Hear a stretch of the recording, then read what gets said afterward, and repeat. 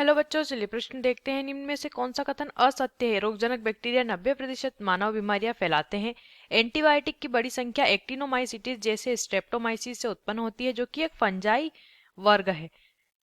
Nitrogen स्थिरीकरण जीवाणु स्वतंत्र नाइट्रोजन को मृदा युक्त वातावरण से लेकर उन्हें नाइट्रोजन युक्त यौगिकों में परिवर्तित कर देते हैं। आर्कीबैक्टीरिया अन्य बैक्टीरिया से कोशिका भित्ति की संरचना में भिन्न होते हैं। यह गुण उनके प्रतिकूल स्थितियों में रहने के लिए उत्तरदायी होता है। तो आइए जानते हैं यहाँ पर कौन सा कथन असत्य है। पहले जान लेते हैं हमारे प्रश्न की मुख्य अवधारणा।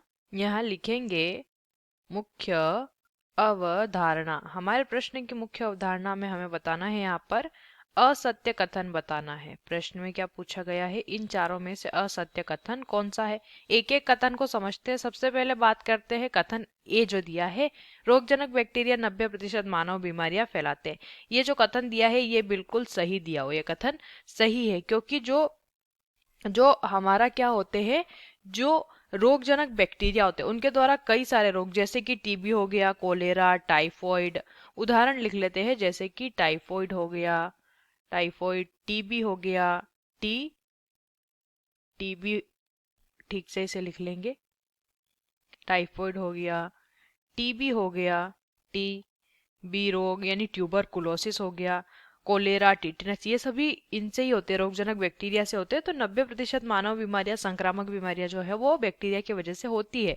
बी देखिए, बी वाला यहाँ समझ लेते हैं। एंटीबायोटिक की बड़ी संख्या एक्टिनोमाइसिटिस जैसे स्ट्रेप्टोमाइसिस से उत्पन्न होती है, जो कि फंजाई का एक वर्ग है।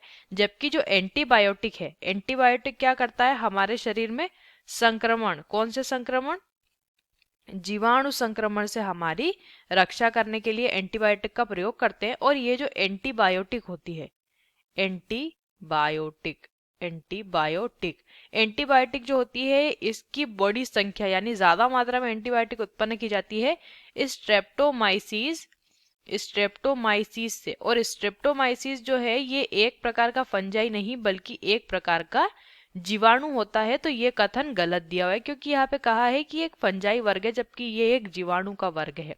तीसरा, नाइट्रोजन स्थिरीकरण जीवाणु स्वतंत्र नाइट्रोजन को मृदा युक्त वातावरण से लेकर नाइट्रोजन युक्त यौगिकों में परिवर्तित कर देते हैं, ये भी सही दिया है। इसके लिए ये क्या करते हैं, नाइट्रोजिनेज एंजाइम का प्रयोग करते हैं ये जीवाणु। तो ये तो कथन सही दिया हुआ है। चौथा कथन देखिए, आर्कीबैक्टीरिया अन्य बैक्टीरिया से कोशिका भित्ति की संरचना में भिन्न होते हैं। यह गुण उनके प्रतिकूल स्थितियों में रहने के लिए उत्तरदायी होता है, ये भी सही दिया है। इन आर्कीबैक्टीरिया की जो कोशिका भित्ति होती है दूसरे जीवाणुओं की कोशिका भित्ति से अलग होती है, क्योंकि इनमें जो वसा होती है वो कैसी होती है, शाखित प्रकार की वसा, यानी लिपिड जो होते हैं वो शाखित ब्रांच्ड होते हैं वो। तो ये उनसे दूसरों से इसे अलग करता है। तो जो कथन असत्य है जो हमें प्रश्न में पूछा गया है वो कौन सा कथन है, वो है कथन बी। बाकी सारे कथन सही है। तो बी हमारे प्रश्न का उत्तर हो जाएगा। आशा करते हैं आपको इस प्रश्न का उत्तर समझ आया होगा। धन्यवाद।